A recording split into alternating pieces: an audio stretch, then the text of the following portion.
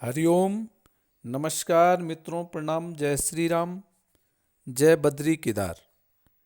मित्रों, एक बार पुनः आपका स्वागत कर रहा हूँ श्री शिव शक्ति आध्यात्मिक चैनल पर, जहाँ पर कि मैं आपको ज्योतिष से संबंधित, आध्यात्म से संबंधित छोटी छोटी और महत्वपूर्ण जानकारियाँ उपलब्ध कराता हूँ। इसी कड़ी में मित्रों आज चर्चा करूंगा जन्म कुंडली के दूसरे भाव अर्थात धन भाव में यदि जिन जातकों का राहु ग्रह विराजमान होता है उनका जीवन किस प्रकार से चलता है, क्या उनकी आदतें होती हैं और क्या उनको करना चाहिए, उसके बारे में आपको सूक्ष्म जानकारियां दूंगा। वीडियो प्रारंभ करने से पहले आपसे निवेदन है, यदि आपने अभी तक चैनल को सब्सक्राइब नहीं किया है तो प्लीज़ चैनल को सब्सक्राइब अवश्य करें। वीडियो को अंत तक देखें और यदि आपको ठीक लगती हैं तो अन्य लोगों तक पहुंचाने के लिए वीडियो को शेयर भी करें। साथ साथ में मित्रों लाइक और कमेंट भी अवश्य करें। तो मित्रों, जन्म कुंडली का जो द्वितीय भाव होता है वो अहम भाव होता है। उससे धन से संबंधित जानकारियां मिलती हैं और परिवार कुटुंब से संबंधित जानकारियां भी द्वितीय भाव से मिलते हैं। द्वितीय भाव उसको धन भाव भी कहते हैं, कुटुंब भाव भी उसको कहा जाता है। अगर इसी कुटुंब भाव में, धन भाव में राहु ग्रह यदि विराजमान हो जाता है तो ऐसे जातकों की जो आर्थिक स्थिति है उसके बारे में, साथ साथ में परिवार का सुख, वाणी, जीव, खाना पीना और संपत्ति के बारे में भी विचार किया जा सकता है। तो मित्रों, दूसरे भाव में जब जातक के राहु विराजमान होता है तो राहु दोनों प्रकार के फल प्रदान करता है, अर्थात अच्छा भी करता है और गलत भी, अर्थात शुभ अशुभ दोनों प्रकार के फल प्रदान करते हैं। यदि ठीक स्थिति में तो शुभ और ठीक स्थिति में नहीं है तो अशुभ फल प्रदान करेगा। परंतु माना जाता है कि राहु यदि द्वितीय भाव में विराजमान है, धन भाव में विराजमान है, तो ऐसे व्यक्ति की जो आर्थिक स्थिति है, आर्थिक स्थिति तो अच्छी होती है, परंतु परिवार का सुख ऐसे व्यक्ति को पूर्णता से प्राप्त नहीं हो पाता है। और उसकी जो वाणी है तो वाणी अक्सर ऐसे व्यक्ति की लड़खड़ा जाती है, अर्थात कुछ भी अपशब्द उसके मुंह से निकल जाते हैं। धन की बात करें तो ऐसे व्यक्ति को राजा या सरकार के द्वारा धन की प्राप्ति होती है, अर्थात ये भी कह सकते हैं कि ऐसा व्यक्ति यदि ठीक ठाक स्थिति में है तो इसको राजकीय सेवा अर्थात नौकरी, सरकारी नौकरी की भी प्राप्ति ऐसे व्यक्ति को हो जाता है। यदि राहु ग्रह ठीक स्थिति में है तो ऐसा जातक व्यवहार कुशल भी बनता है, व्यवहारिक होता है और सामाजिक कार्य करने में भी ऐसा व्यक्ति सबसे आगे रहता है।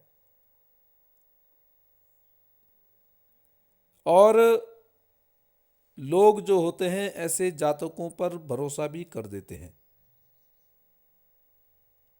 एकदम से भरोसा करते हैं। इनकी बातें ऐसी होती हैं, घुमा फिरा कर की बातें करते हैं और लोग इन पे भरोसा भी कर देते हैं। परंतु ये भरोसे में खरे उतरें न उतरें ये कोई निश्चितता नहीं है, अर्थात ऐसा व्यक्ति विश्वासघाती अधिक होते हैं। दूसरी बात है कि इनके माथे पर, ये चेहरे पे कोई निशान इनका बना हुआ होता है, या ठोडी पे है, ठोडी पे भी कोई निशान बना हुआ होता है। और सामान्यतः ऐसे व्यक्तियों की नाक लंबी होती है। धन भाव में जिसका राहु ग्रह विराजमान है, तो मित्रों ऐसे व्यक्ति को धन की प्राप्ति तो होती है, परंतु धन का सदुपयोग किस प्रकार से करना है, यह जानकारी उसको ठीक तरह से होनी चाहिए। धन एकत्रित आर्थिक स्थिति तो अच्छी होती है, परंतु परिवार के साथ सामंजस्य बैठाना ऐसे व्यक्ति के लिए टेढ़ी खीर हो जाती है। परिवार की तरफ से ऐसा व्यक्ति चिंतित होता है। जैसा व्यवहार यह व्यक्ति घर से बाहर करता है, उसी प्रकार का व्यवहार ऐसा व्यक्ति घर में नहीं कर पाता है। इसलिए घर और बाहर इनके दो स्वरूप बन जाते हैं, अर्थात घर के अंदर इनको जानने, इनको पारिवारिक अन्य सदस्य इनको ठीक प्रकार से इनकी पहचान नहीं कर पाते हैं।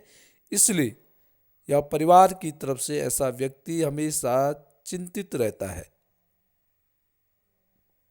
तो ऐसे व्यक्ति को चाहिए कि जिस प्रकार से आप बाहर, घर के बाहर व्यवहारिक रहते हैं, उसी प्रकार से घर के अंदर भी के ऐसे व्यक्ति को व्यवहारिक रहना चाहिए। द्वितीय भाव में राहु यदि आपका है, तो वाणी पे ऐसे व्यक्ति को बहुत कंट्रोल रखने की आवश्यकता है। वाणी का उपयोग बहुत ही सोच समझ करके ऐसे व्यक्ति को करना चाहिए।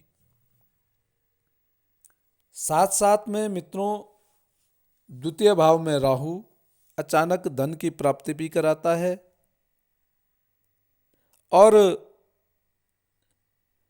भाग्य में अचानक बदलाव भी कराने की क्षमता द्वितीय भाव का राहु रखता है।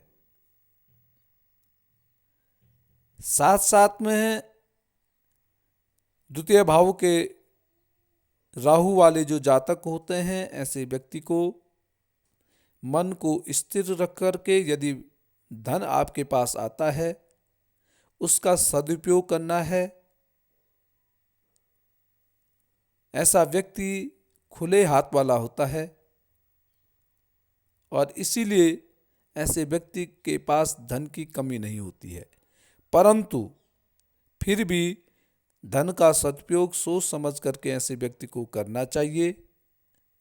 अपने पास कम से कम धन रखें। परिवार के अन्य सदस्यों के पास अपना धन एकत्रित कर सकते हैं, अर्थात यदि बैंक में रखते हैं तो अपने अकाउंट में कम और परिवार के अन्य सदस्यों के अकाउंट में आप पैसा अधिक रख सकते हैं।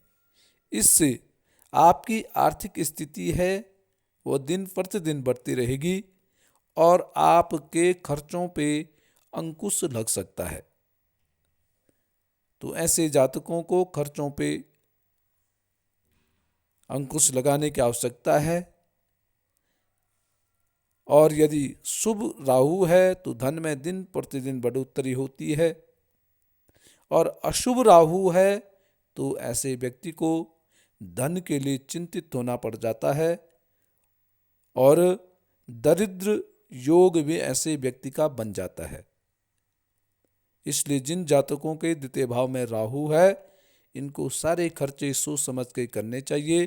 परिवार में सामंजस्य बैठाने की आपको सदैव कोशिश करनी चाहिए।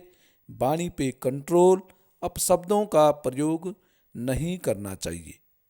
तो मित्रों, ये था द्वितीय भाव में राहु ग्रह की स्थिति के बारे में। आज के लिए बस इतना ही। कल पुनः किसी नई जानकारी के साथ आपके सामने प्रस्तुत होऊंगा। तब तक के लिए नमस्कार, प्रणाम, जय श्री राम, जय बद्री केदार।